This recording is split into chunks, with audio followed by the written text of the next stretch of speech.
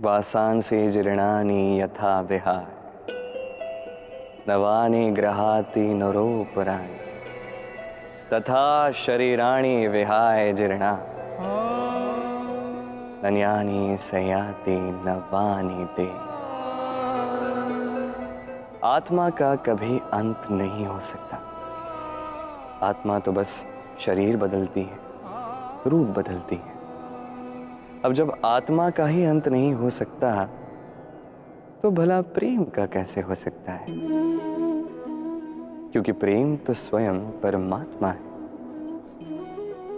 कभी सीता के प्रेम में ये वन वन भटकता है, तो कभी राधा के प्रेम में ये वन को वृंदावन बनाता है।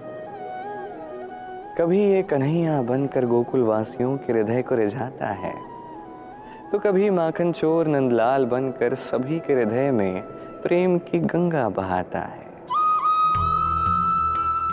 कभी अपने हाथों में ये बांसुरी थाम कर प्रेम के तार छेड़ता है, तो कभी अपनी उंगली पर सुदर्शन चक्र धारण किए धर्म और प्रेम के विरोधियों का संहार भी करता है। कभी ये यशोदानंदन बनकर गोकुल में अनेक लीलाएं करता है, तो कभी ये देवकी नंदन बनकर कंस की लीला का अंत भी करता है। कभी रणछोड़ बनकर प्रजा की रक्षा भी करता है, तो कभी धर्म की रक्षा के लिए ये रणभूमि में उतरता है, सारथी बनता है और इस संसार को गीता का ज्ञान भी देता है। ये प्रेम ही तो है जो गोलोक में अपनी राधे को खोने के पश्चात वो धरा पर उतर आता है इस संसार को प्रेम समझाने के लिए। ये प्रेम ही तो है जो वैकुंठ में अपनी लक्ष्मी को खोकर वो इस संसार में श्रीनिवास बनकर आता है, इस संसार से अपने प्रेम को पाने के लिए।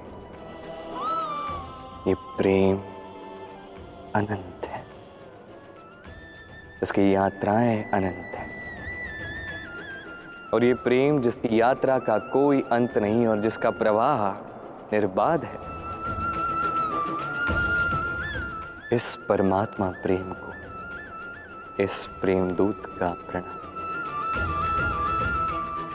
आइए और मेरे साथ प्रेम से कहिए राधे राधे।